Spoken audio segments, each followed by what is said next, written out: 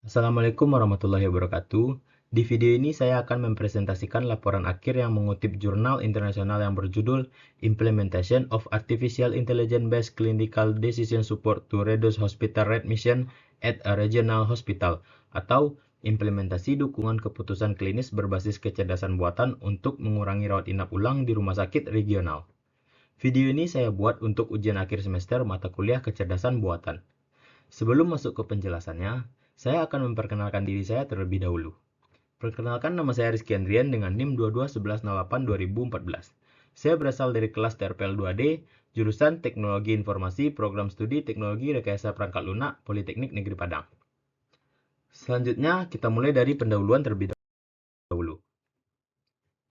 Penerimaan pasien kembali di rumah sakit adalah metrik penting untuk menilai kualitas perawatan dan transisi seringkali dapat dicegah dan berkontribusi signifikan terhadap biaya kesehatan yang mencapai 17,4 miliar US dollar per tahun di Amerika Serikat. AI telah diterapkan dalam berbagai disiplin, termasuk kedokteran. Namun, penggunaannya dalam praktik klinis rutin masih terbatas. Penelitian ini menggunakan alat pendukung keputusan klinis berbasis AI, menggabungkan data klinis dan non-klinis untuk memprediksi risiko penerimaan kembali dalam 30 hari. Dikembangkan oleh pihak ketiga dan digunakan oleh Mayo Clinic. Alat ini bertujuan mengurangi penerimaan kembali yang tidak direncanakan dengan intervensi yang berpusat pada pasien. Di mana penerimaan kembali di sini bermaksud mengurangi penerimaan pasien kembali yang tidak direncanakan dengan intervensi yang berpusat pada pasien. Selanjutnya, adapun rumusan masalah pada jurnal yang saya bahas, yang pertama, bagaimana penerapan alat pendukung keputusan klinis berbasis kecerdasan buatan atau AI dapat membantu mengidentifikasi pasien yang berisiko tinggi untuk masuk kembali ke rumah sakit dalam waktu 30 hari setelah keluar. Yang kedua, apakah penggunaan alat pendukung keputusan berbasis AI efektif dalam mengurangi penerimaan kembali rumah sakit yang tidak direncanakan? Yang ketiga, apa saja tantangan yang dihadapi dalam mengintegrasikan data klinis dan non-klinis untuk membuat prediksi risiko penerimaan kembali dengan alat AI? Yang keempat, bagaimana dampak penggunaan alat pendukung keputusan berbasis AI terhadap kualitas perawatan pasien dan efisiensi sistem perawatan kesehatan? Yang kelima, bagaimana kepatuhan terhadap intervensi yang direkomendasikan oleh alat AI mempengaruhi tingkat penerimaan kembali rumah sakit? Yang keenam, bagaimana pengalaman pengguna, dokter atau tenaga medis terhadap alat pendukung keputusan berbasis AI mempengaruhi adopsi dan keberhasilan implementasinya. Selanjutnya, ada tujuan. Tujuan yang pertama yaitu mengidentifikasi pasien berisiko tinggi. Yang kedua, mengintegrasikan data klinis dan non-klinis. Yang ketiga, mengurangi penerimaan kembali yang dapat dicegah. Yang keempat, mengevaluasi dampak penggunaan AI. Yang kelima, meningkatkan transisi perawatan. Yang keenam, menilai kepatuhan terhadap intervensi. Di mana yang pertama, mengidentifikasi pasien berisiko tinggi dengan menggunakan alat AI untuk memprediksi pasien yang berisiko tinggi untuk kembali dirawat di rumah sakit dalam waktu 30 hari setelah keluar. Yang kedua, mengintegrasikan data klinis dan non-klinis.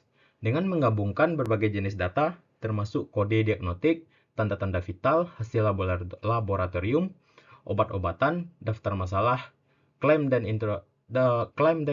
informasi sosiodemografi untuk membuat prediksi yang akurat. Yang ketiga, mengurangi penerimaan kembali yang dapat dicegah. Dengan menerapkan intervensi yang ditargetkan berdasarkan prediksi AI untuk mengurangi tingkat penerimaan kembali yang dapat dicegah dan meningkatkan kualitas perawatan pasien. Yang keempat, mengevaluasi dampak penggunaan AI. Dengan menilai dampak dari penggunaan alat pendukung keputusan berbasis AI terhadap biaya perawatan kesehatan dan efisiensi sistem perawatan kesehatan secara keseluruhan. Yang kelima, meningkatkan transisi perawatan. Dengan memperbaiki transisi perawatan dari rumah sakit ke perawatan pasca keluar rumah sakit untuk mencegah komplikasi yang bisa menyebabkan penerimaan kembali. Yang keenam, menilai keputusan terhadap intervensi. Dengan mengukur kepatuhan terhadap intervensi yang direkomendasikan oleh alat AI dan hubungannya dengan penurunan tingkat penerimaan kembali. Selanjutnya ada manfaat. Penelitian yang dilakukan oleh Romero Brefu et al. Mengenai penggunaan alat pendukung keputusan keputusan berbasis klinis, kecerdasan buatan atau AI, untuk mengurangi penerimaan pasien kembali ke rumah sakit memiliki beberapa manfaat yang signifikan. Manfaat-manfaat tersebut sebagai berikut. Yang pertama, meningkatkan kualitas perawatan pasien. Yang kedua, mengurangi tingkat penerimaan kembali yang tidak direncanakan. Yang ketiga, efisiensi dalam alokasi sumber daya kesehatan. Yang keempat, pengurangan biaya perawatan kesehatan. Yang kelima, peningkatan keberlanjutan sistem kesehatan. Yang keenam, pemanfaatan data yang lebih optimal. Selanjutnya, kita masuk ke pembahasan pertama. Pembahasan pertama yaitu kasus yang dibahas pada jurnal tersebut. Kasus yang dibahas pada jurnal ini membahas masalah penerimaan kembali di rumah sakit, yang merupakan metrik kualitas utama dalam menilai kualitas perawatan awal, rawat inap, dan transisi perawatan. Penerimaan kembali rumah sakit yang tidak direncanakan sering kali dapat dicegah karena dapat terjadi sebagai komplikasi dari rawat inap awal. Selain itu, penerimaan kembali merupakan kontributor signifikan terhadap biaya perawatan kesehatan di Amerika Serikat, seperti biaya tahunan untuk penerimaan kembali rumah sakit yang tidak direncanakan diperkirakan mencapai 17,4 miliar US dollar di Amerika Serikat. Selanjutnya, metode AI yang digunakan dalam jurnal tersebut yaitu data klinis dan non-klinis, di mana penelitian ini menggunakan alat pendukung keputusan klinis berbasis kecerdasan buatan atau AI yang dikembangkan oleh pengembang komersial pihak ketiga dan yang disensikan untuk digunakannya oleh Mayo Clinic. Metode AI yang digunakan melibatkan pembelajaran mesin yang menggabungkan data klinis dan non-klinis untuk memprediksi risiko pasien untuk kembali ke rumah sakit dalam 30 hari pasca keluar dari rumah sakit. Metode pertama yang digunakan dalam jurnal ini adalah data klinis, di mana data klinis berisi tentang yang pertama kode diagnostik, yang kedua tanda-tanda vital, yang ketiga hasil laboratorium, yang keempat obat-obatan, yang kelima daftar masalah medis, yang keenam klaim medis. Sedangkan data non-klinis berisi informasi sosiodemografi yang tersedia dari database pihak ketiga, publik, dan swasta. Dan alat ini dirancang untuk memberikan prediksi risiko yang akurat dengan mengintegrasikan berbagai jenis data yang relevan untuk memperkirakan kemungkinan pasien kembali ke rumah sakit. Selanjutnya, hasil yang diperoleh dari penerapan alat AI tersebut yaitu penerapan alat AI berhasil mengurangi penerimaan kembali rumah sakit yang dapat direncanakan secara signifikan. Analisis subkelompok menunjukkan penurunan penerimaan kembali terutama pada pasien berisiko tinggi. Intervensi berbasis AI yang efektif dalam mengidentifikasi pasien berisiko tinggi dan memberikan intervensi klinis yang tepat terbukti dapat mengurangi angka penerimaan kembali rumah sakit. Selanjutnya, ada juga hasil yang diperoleh dari penggunaan alat AI tersebut. Yang pertama, penurunan tingkat penerimaan kembali, di mana data menunjukkan bahwa pada subkelompok pasien berisiko tinggi, tingkat penerimaan kembali menurun dari 43% pada tahun sebelumnya menjadi 34% setelah implementasi alat AI. Yang kedua, analisis subkelompok. Ini menunjukkan bahwa alat AI efektif dalam mengidentifikasi dan mengarahkan intervensi ke pasien yang benar-benar membutuhkan perhatian lebih. Yang ketiga, efektivitas intervensi. Intervensi yang dilakukan berdasarkan rekomendasi alat AI menunjukkan keberhasilan dalam mengurangi penerimaan kembali rumah sakit. Yang keempat, pengalaman pengguna. Pengalaman pengguna terhadap alat AI termasuk dokter dan tenaga medis memainkan peran penting dalam keberhasilan implementasinya. Selanjutnya, dengan demikian, penelitian ini menyimpulkan bahwa alat pendukung keputusan klinis berbasis AI yang menggabungkan data klinis dan non-klinis dapat secara signifikan mengurangi penerimaan kembali rumah sakit yang tidak direncanakan dan meningkatkan efisiensi serta kualitas perawatan kesehatan. Lanjut, pembahasan kedua. Pembahasan kedua yang pertama yaitu penerapan alat pendukung keputusan klinis berbasis kecerdasan buatan. Di mana alat pendukung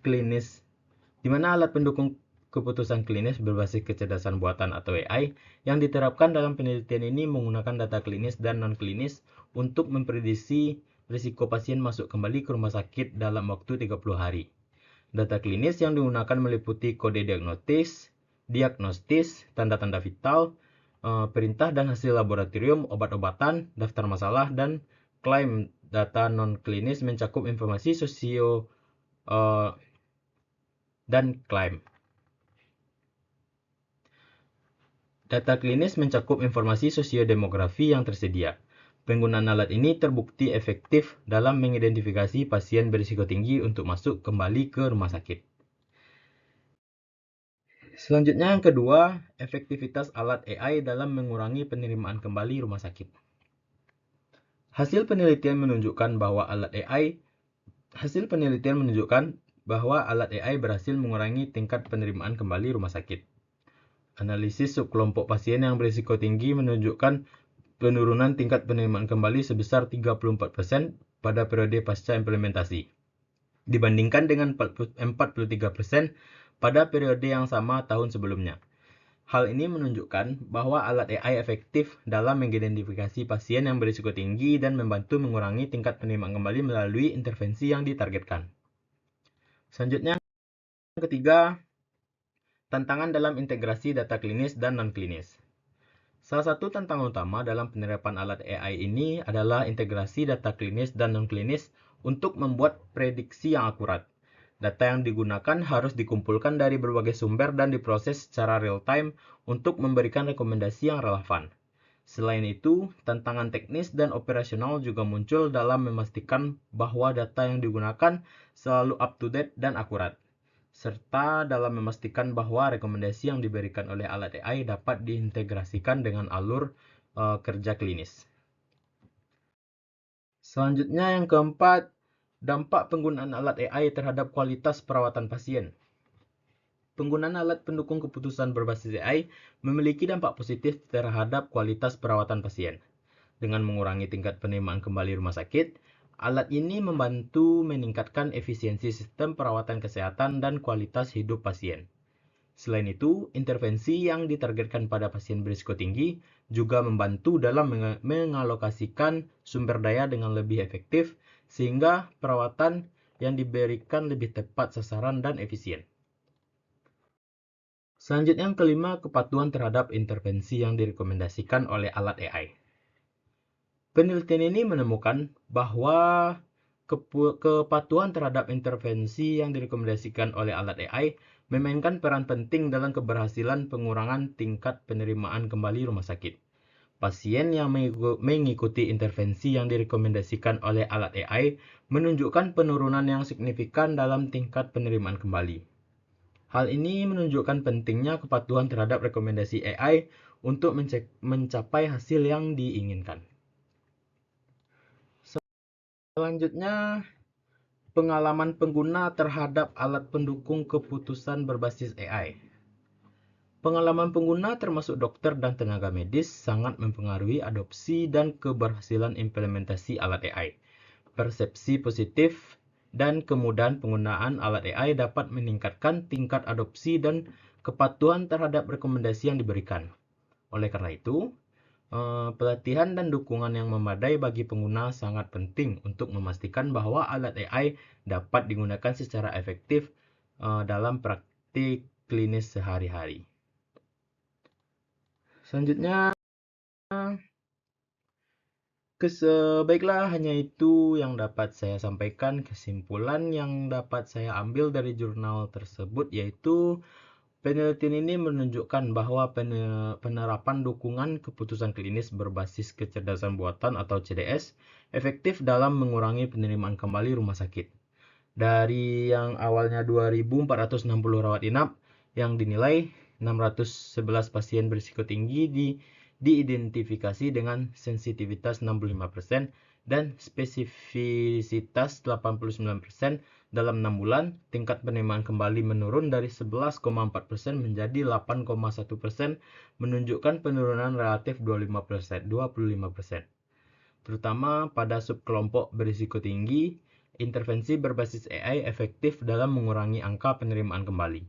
Namun, penelitian ini memiliki keterbatasan seperti tidak bisa digeneralisasi ke sistem CDS lain atau populasi pasien berbeda, dan tidak dapat memisahkan pengaruh mesin prediksi risiko dan mesin rekomendasi.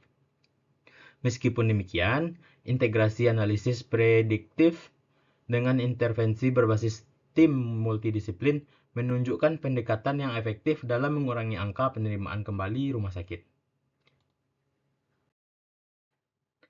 Oke, sekian saja dari saya. Terima kasih dan mohon maaf bila terdapat kekurangan dan kesalahan dalam menjelaskan pembahasan pada jurnal tersebut. Saya Rizky Andrian pamit undur diri terlebih dahulu. Assalamualaikum warahmatullahi wabarakatuh.